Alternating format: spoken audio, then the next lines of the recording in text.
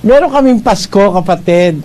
Basahin natin si Luz ang unang Korinto 5:7. Alisin ninyo ang lumang lebadura upang kayo'y maging bagong limpak, na tulad sa kayo'y walang lebadura, sapagkat ang kordero ng ating Paskwa ay naihain na sa makatwid bagay si Kristo. Ang aming Pasko si Kristo, kapatid. Hindi December 25. Ang question sa Katoliko, ang Pasko yung petsa. Yung petsa ang Pasko sa inyo. Sa amin, ang Pasko yun mismong ipinanganak, hindi yung petsa. Hindi yung day ng kapanganakan, kundi yung mismong ipinanganak, yun ang Pasko.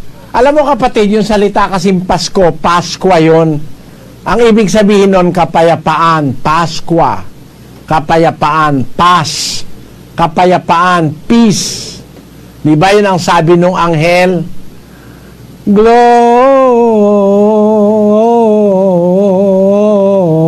Gloria in excelsis Deo. Gloria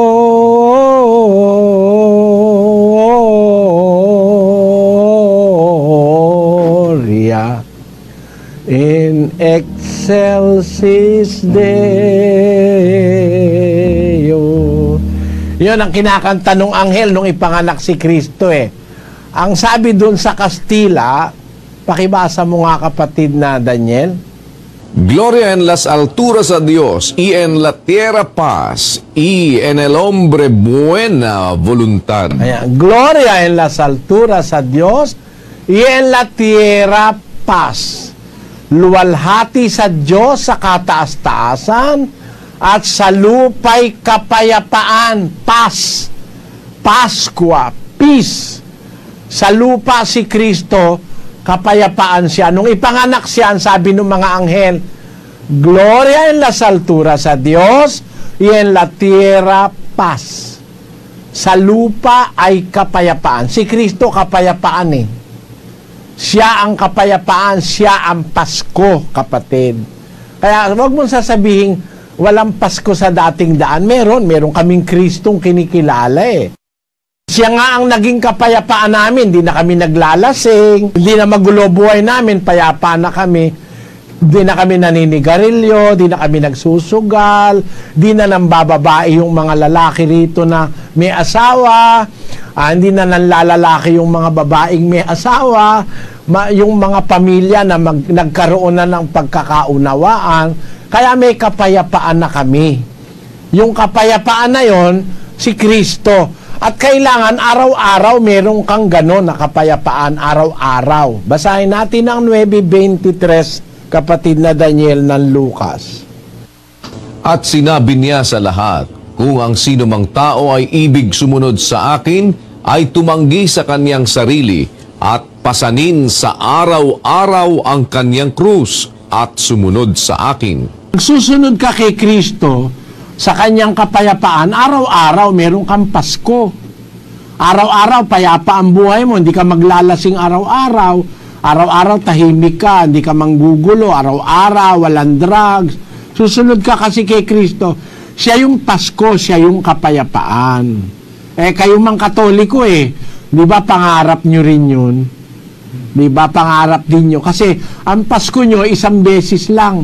Isang araw lang, December 24, 25. Yun. Eh, pero may pangarap din kayo, hindi lang natutupad, di ba? Ang sabi dun sa kanta nyo, ang pag-ibig, pag siyang naghari, araw-araw ay magiging Pasko lagi. Sa may bahay ang aming bati, Merry Christmas na maluwalhati. Ang pag-ibig, pag siyang naghari, araw-araw ay magiging Pasko lagi. Ang sanhi po ng pagparito, hihingi po ng aginaldo. Kung sakaling kami perwisyo, pasensya na kayo't kami namamasko. Ayon. Di ba pangarap, araw-araw daw magiging Pasko lagi. Meron pang isang kanta sila yung sana araw-araw ay Pasko. Kaya lang pagka malapit na Pasko, marami nang nakawan, dukutan sa Divisoria dahil yung iba walang pambili ng regalo, nandudukot, nagnanakaw. Naku, yung Pasko ng Katoliko, katakot-takot na kaguluhan na nangyayari dyan eh. Pagka Pasko, may mga napuputukan ng kamay, nauuspital sa putok ng rebentador. Ano bang klaseng Pasko yung nalaman ninyo? Na naituro sa inyo ng inyong mga mentors. Sa Biblia, kapatid, ang talagang Pasko, yung Kristo mismo, siya yung kapayapaan. Pag susunod tayo sa Kanya, magkakaroon tayo ng kapayapaan sa pamilya, kapayapaan sa buhay, walang gulo, walang bisyo, walang lasingan, walang away. Ang pag-ibig, pag siyang naghari, araw-araw ay magiging Pasko lagi. Tapos meron pang pakanta na at magbuhat ngayon kahit hindi Pasko ay magbigayan. Bagong taon ay magbagong buhay nang lumigaya ang ating bayan. Tayo'y magsikap upang makamtan natin ang kasaganaan. Tayo'y mangagsiawit habang ang mundo'y tahimik. Ang araw ay sumapit ng sanggol na dulot ng langit. Tayo ay magmahalan, ating sundin ang gintong aral, at magbuhat ngayon kahit hindi Pasko ay magbigayan. Ayun. Kasi pagka-Pasko lang sila nagbibigayan. Pagka-Pasko lang may pag-ibig. Pagka-Pasko lang mababait yung mga ibang pulis. Ayun ang masasabi ko. Yun ang kasamaan, kapatid, na ang Pasko isang beses lang. Ang Pasko si Kristo, araw-araw susunod tayo. At pagka susunod tayo araw-araw kay Kristo, ay magkakaroon ng kapayapaan ng ating buhay. Mawawala yung lasing, drugs, mawawala yung sugal, mawawala yung mga kung ano-anong masasama sa buhay ng tao. Yan ang aming Pasko, yung Kristo, yung kanyang aral, yung kanyang turo, yun ang nagbibigay ng Pasko o ng kapayapaan sa tao. Tandaan mo ang kahulugan ng Pasko, kapayapaan. Pax, Pasqua, Paz. Ang kahulugan yan iisa, kapayapaan. Si Kristo yan, nagbibigay ng kapayapaan sa tao pag sumunod tayo sa Kanya. Yan ang pagkakaiba natin. Yung Pasko nyo, petsa. Ang Pasko namin si Kristo. Malaking pagkakaiba.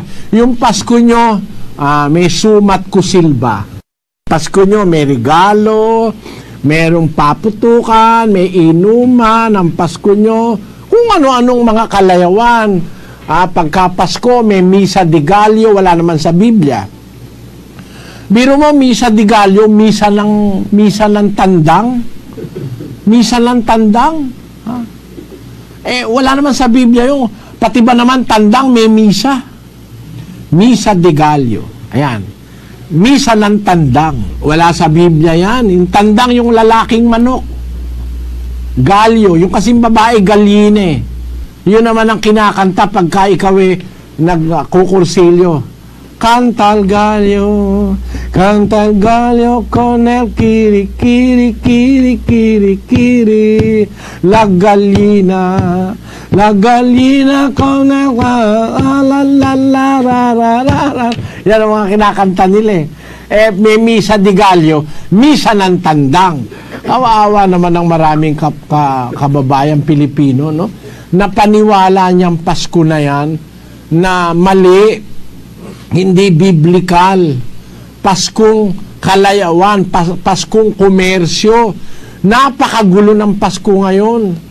Napakaraing putukan. Samantalang, kung iisipin nyo lang, yung kanta lang mismo, no? Silent night, holy night. All is calm, all is bright, round the Virgin Mother and Child. Holy infant, so tender and mild, sleep in heavenly peace,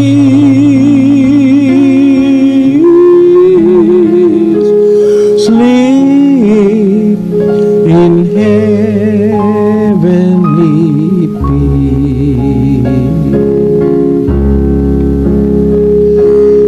Silent night, holy night, shepherds quake at the sight, glory stream from heaven afar,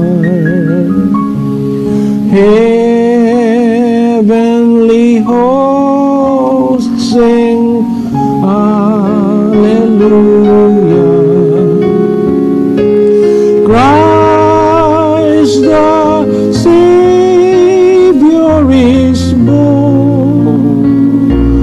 Oh, Christ the Savior is born. Nakita mo, nung ipanganak si Kristo, silent night, holy night. Ngayon, pag Pasko, umaatikabong putukan, umaatikabong lasingan, umaatikabong mga barilan, mga dukutan. Hindi na talaga Pasko yan. Revelry na yan, revelry.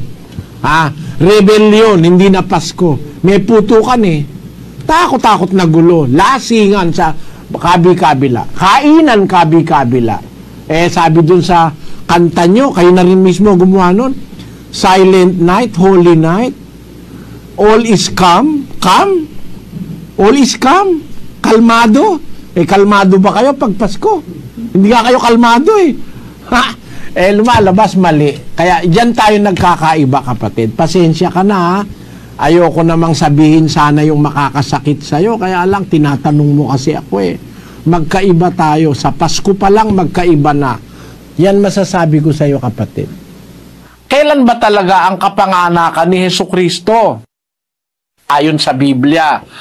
Unang-una, huwag kayong magagalit. Alam kong lahat kayo masaya pag Pasko. Ako rin masaya. No? Kasi, ang naaalala ng tao si Kristo. No? Kaya lang, merong mga Pasko, hindi na si Kristo naaalala. Ang naaalala na, ninong at ninang, at saka yung masasarap na pagkain, Pasko na naman, la la la la la lan. Ayan. Yung Pasko, pag yung mga I'm dreaming of a white Christmas, with every Christmas card I write. May your days be merry and bright, and may all your Christmases be white. Ayan. Ang naalala na, Christmas card, no? Meron naman, you better watch out, you better not cry, you better not pout, I'm telling you why. Santa Claus is coming to town. He's making a list and checking it twice, gonna find out who's naughty or nice. Santa Claus is coming to town. He sees you when you're sleeping. He knows when you're awake. He knows if if you've been bad or good, so be good for goodness sake. Oh, you better watch out, you better not cry, better not pout, I'm telling you why. Santa Claus is coming to town. Ayan ang naaalala pag Pasko. Hindi na si Kristo eh. Pagkain, ang naaalala, regalo, mamasyal, yon. Nawala ang Kristo sa eksena. Kasi aral ng tao yan. Wala yan sa Biblia. Hindi totoong 25 de Disyembre ang kapanganakan ni Kristo. Bakit? Pagkapasok ng Nobyembre hanggang buong Disyembre, ang Bethlehem ng Judea, kung saan ipinanganak si Kristo, ay natatakpan ng yelo. Pakita natin ang pruweba. Ito po yung terrain o vicinity ng Bethlehem of Judea. Mapapansin nyo, pagka Disyembre, ganyan ang makikita mo ron. Punong-puno ng yelo dahil panahon ng winter, ang Disyembre 25. Ngayon, nang si Kristo ipanganak, winter ba? Disyembre ba? Basahin natin ang ulat ni San Lucas, Kapitulo 2, versikulo 1. Basa. Nangyari nga ng mga araw na yaon na lumabas ang isang utos mula kay Augusto Cesar na magpatala ang buong sanglibutan. Ito ang unang talaang mamamayan na ginawa ng si Quirinio ay gobernador sa Syria. At nagsisiparoon ang lahat upang sila'y mangatala, bawat isa sa kaniyang sariling bayan. At si Jose naman ay umahon mula sa Galilea, mula sa bayan ng Nazaret, hanggang sa Judea sa bayan ni David, na kung tawagi Bethlehem, sapagkat siya'y sa angkan at sa lahi ni David, upang patala siya pati ni Maria na mag-aasawa sa kanya na kasalukuyang kagampan. At nangyari, samantalang sila'y nangaroroon at naganap ang mga kaarawang dapat siyang manganak. At kanyang ipinanganak ang panganay niyang anak na lalaki, at ito'y binalot niya ng mga lampin at inihiga sa isang pasabsaban sapagkat wala ng lugar para sa kanila sa tuluyan. At may mga pastor ng tupa sa lupain ding yaon na nangasaparang na pinagpupuyatan sa gabi ang kanilang kawan. At tumayo sa tabi nila ang isang anghel ng Panginoon, at ang kaluwalhatian ng Panginoon ay nagliwanag sa palibot nila, at sila'y totoong nangatakot. At sinabi sa kanila ng anghel, "Huwag kayong mga takot, sapagkat narito, dinadalhan ko kayo ng mabubuting balita ng malaking kagalakan na siyang sasabuong bayan. Sapagkat ipinanganak sa inyo ngayon sa bayan ni David ang isang tagapagligtas na siya ang Kristo ang Panginoon. At ito ang sa inyo'y magiging pinakatanda. Masusumpungan ninyo ang isang sanggol na nababalot ng lampin at nakahiga sa isang pasabsaban." At biglang nakisama sa anghel ang isang karamihang hukbo ng langit na nangagpupuri sa Diyos at nangagsasabi, "Luwalhati sa Diyos sa kataas-taasan at sa lupa'y kapayapaan sa mga taong kinalulugdan niya." Ayan, yan ang po istorya. Nung ipanganak si Kristo, kasi sila taga-Nazaret sila sa Galilea. Nag-utos yung emperador ng Roma magkaroon ng talaan ng mamamayan, census, para ma-tax niya ang mga tao. Ang nangyari, si Jose, saka si Maria, kailangang umalis dun sa Galilea, pupunta sila sa Judea. Kasi doon siya nakalista. Kasi siya ay anak ni David. No, kapatid? At kailangan doon siya magpalista sa siyudad ni David. Kasama niya ngayon si Maria na asawa niya, na kasalukuyang kagampan, mabuktot. Doon sila dinatnan ngayon ng panganganak sa Judea. Sa makatwid, si Kristo pinanganak sa Bethlehem ng Judea. Pag Disyembre, ang Bethlehem ng Judea, puno ng yelo. So, hindi pinanganak si Kristo ng Disyembre. Alam nyo kung bakit. Ito na nyo yung Judea, oh. Ganyan ang itsura. Pati kotse, lubog eh. Yan. Ngayon, nung ipanganak si Kristo, hindi naman Disyembre. Alam nyo kung bakit? Kasi nung gabing ipinanganak siya, may mga pastor na nasa bukid. Pinagpupuyatan yung kanilang kawan sa gabi. Yon. Meron ba naman pastor na punong-puno ng yelo yung bukid, ilalabas yung kanyang mga kawan? Napakaginaw nun. At saka hindi naman kakain ng yelo yung mga tupa. Di ba? Kaya nga kung mapapansin mo kapatid, nung ipanganak si Kristo, inilagay sa sabsaban. Bakit? Mga tupa wala, nasa labas. Kung Disyembre yan, yung mga tupa nandun sa loob, hindi pwedeng ilagay ni Maria si Kristo sa sabsaban dahil kakainin ng mga tupa yung mga damuron di ba?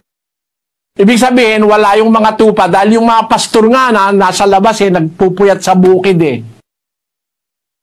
Ibig sabihin, hindi tiyempo ng Disyembre yan.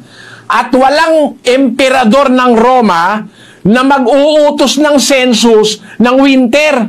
Napakahirap sa tao maglakbay pag winter. Pwede ba namang winter saka ka mag-uutos ng census? Most probably, ang census ginagawa hindi winter. Pag matalino yung nag-iisip na emperador, siguradong matalino yun. Dahil dadahilanin ng tao, hindi po kami emperador nakalaka dahil punong-puno ng yelo daan Delikado. Ayun, kung Disyembre. Pero ang totoo kapatid, hindi Disyembre ipinanganak ang ating Panginoong Hesukristo. Bakit? Miski sa kanta nakalagay yun Yung first Noel, the first Noel, the angels did say, was to certain poor shepherds in fields as they lay. Asan yung shepherds? Nasa fields. Nasa fields ba yung shepherd nung ipanganak si Kristo? Nandun. Pag winter ba? Pag December ba? Pwede ba silang pumunta sa fields? Wala ron. Kaya yung gumawa ng kantang ito, tama yung umpisa Pero pagdating sa bandang gitna, mali na In fields where they lay in keeping their sheep on a cold winter's night that was so deep. Noel, Noel, Noel, Noel, born is the King of Israel. Yung kanta, tama sana sa umpisa Yung shepherds nasa field. Kaya lang, sa bandang gitna, on a cold winter's night that was so deep. Pwede ba namang yung pastor na ilalabas yung kanyang mga tupa sa gabi at kakain ng yelo at silang lahat doon mangingisay sa ginaw? Wala nun, kapatid. Kaya mali po kung bakit pinagdiriwang yan sa maling petsa. Basahin natin ang istorya, kapatid na Luz. Catholic Encyclopedia, Volume 2, page 607. Christmas. The feast of the Savior's birth is called Christmas, the Mass of Christ. It is celebrated on December 25 and is one of the main feasts of the liturgical year. The actual date of the Lord's birth is unknown, and its commemoration was generally included in the Feast of the Manifestations, Epiphany, January 6, during the first 3 centuries of the Christian era. History. In about the year 330, however, the Church in Rome definitely assigned December 25 for the celebration, in order to honor Christ, the light of the world, and the true Son of Justice. This was the day which had been dedicated in pagan Rome to the feast of the sun god, and had been called birthday of the unconquered sun. Yung palang Disyembre 25, yun pala yung kapanganakan ng Diyos-Diyusa ng Roma na tinatawag na Saturnalia, the unconquered sun. Ayon, yung Diyos-Diyusa ng mga Romano na pagano, Ipinagdiriwang nila ang birthday noon 25 ng Disyembre. Doon itinaon naman yung pagdiriwang ng birthday ni Jesus. Isang malaking kalapastanganan, isabay mo pa ron sa pagdiriwang ng mga paganong Romano. Kaya alam nyo kapatid, natutuwa kami pagka Pasko kasi masaya lahat ng tao pero hindi po kami nakikisali na maniwala kaming si Kristo pinanganak ng 25 de Disyembre. Mali kasi sa Biblia.